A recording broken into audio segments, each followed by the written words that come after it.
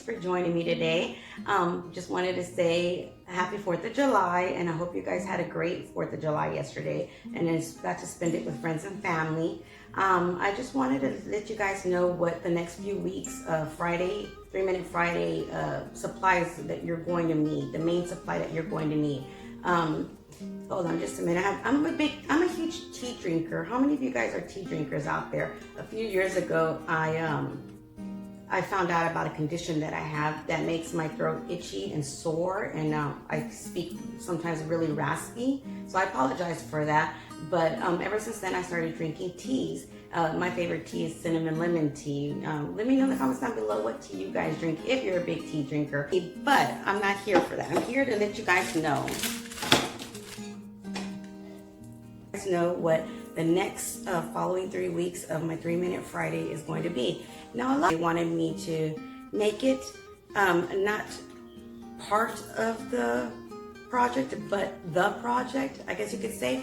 And what it is, it's going to be wires, these floral wires. Now, honestly, I've never really used these a lot, except for tying things together and, kind of, putting things together, basically. I've never used it as the actual DIY itself. So thank you for that suggestion. And here's going to be your next few weeks project. So if you guys want to head to the Dollar Tree and pick up a few of these wires, for the next few weeks, we're going to be using them. It was kind of hard. Like I said, it was really hard to find different projects for them, but I found some. And it was fun, and I'm going to go ahead and start making different ones using and trying to incorporate these more in different projects now that I've kind of played with them more.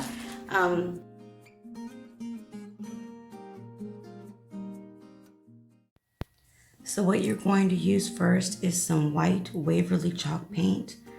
And basically I just painted this shadow box. It's one of the small mini shadow boxes. But you really don't have to paint it, but I wanted it to be white.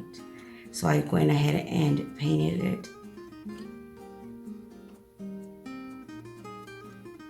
And the reason why I'm using this shadow box is because I thought about it being for a ring barrier to walk down with the rings, and you would want, usually it's a young little boy or what have you, you would want them to have some kind of handle for it to be more secure so they won't drop it.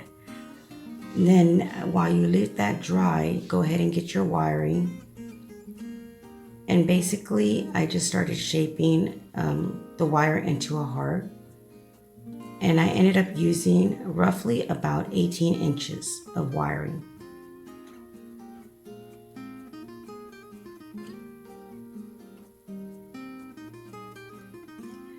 And at the beginning, I just thought of using one wire to make this, and you probably could, depending on what you want to use it for.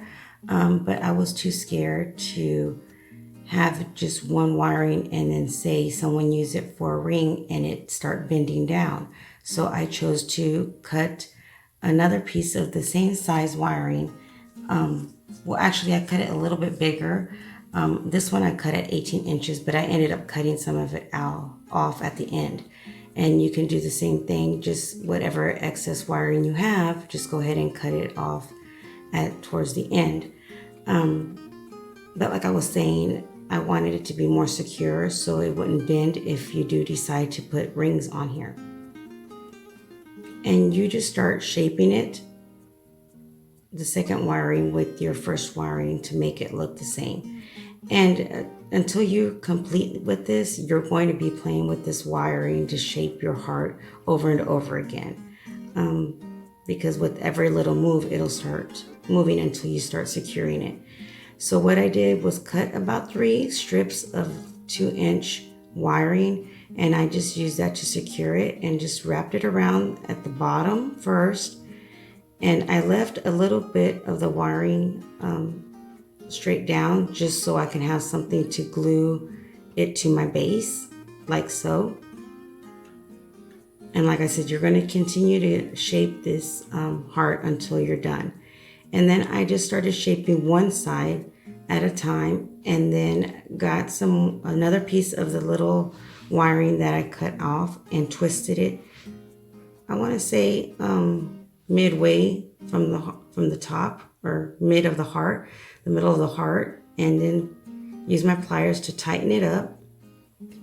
And once I felt it tight enough, I just wrapped it around with my fingers, the remaining part of the wire, like so. And I did that to the other side as well. I can see people using this, or I would see myself using this at a bridal shower, as a small centerpiece, even for a quinceañera centerpiece, or a cake topper, and also, like I originally thought of, is for a ring barrier, just to have, instead of a pillow, use something different.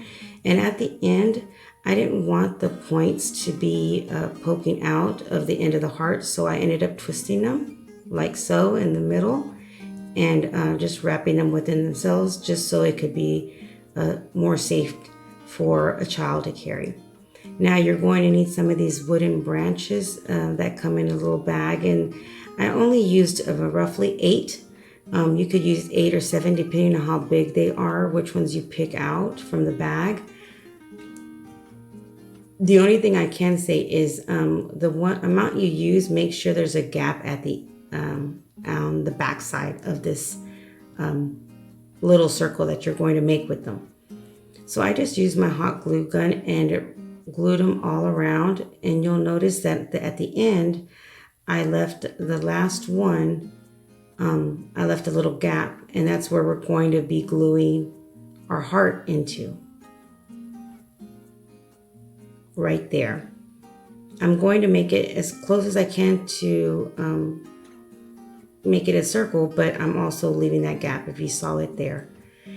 Now, just to give it a little bit more style, or finish it off, I'm going to add a little bit of jute twine around and just tie a knot around these branches. And I just added a little bit of glue towards a few of the branches, like so, and then just tied a little knot, and that's where my front's going to be. And then I just cut the ends off of the jute twine just so it wouldn't be too long. Now, I didn't want any of the white to show of the shadow box or my base, so I ended up getting some moss and gluing it onto the ends, the corners, or anywhere where you could see the shadow box, basically. I ended up making this entire DIY within, I want to say, about 12 minutes. I'm kind of timing myself because I want to make sure, like I said, for any of these DIYs not to be longer than 10 minutes. And if they are, I'll let you guys know. Like I said, this one took me about 12 to 15 minutes tops, just depending on how much moss and what have you you're going to add on to it. And then that's the little gap. And what I'm going to do is add some Gorilla Glue to the wiring that I left down at the bottom and around where I twisted it, set it aside, and I'm going to add some hot glue into my little gap or opening, like so. And I added quite a bit because I wanted to make sure this stayed secured. And then just kind of glued the heart to one of the sticks towards the middle, and then I added some more hot glue on the top. Now don't worry, you're not going to see the hot glue, but what we're going to do is add some moss on top of this, like so, right here in this little area. You can add some flowers if you'd like as well, or just one white flower would look really pretty here as well. And it wouldn't take too much time to do that. It's just changing the moss to a flower. And here you'll see that I have some flowers around me because I was thinking of adding some flowers, but I ended up not doing that.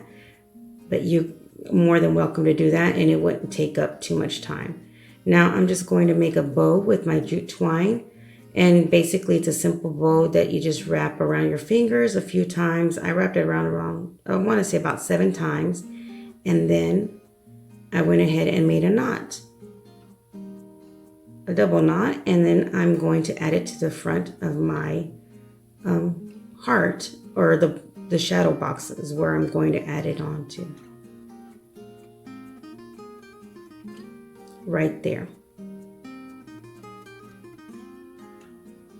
Like so. And there you have it.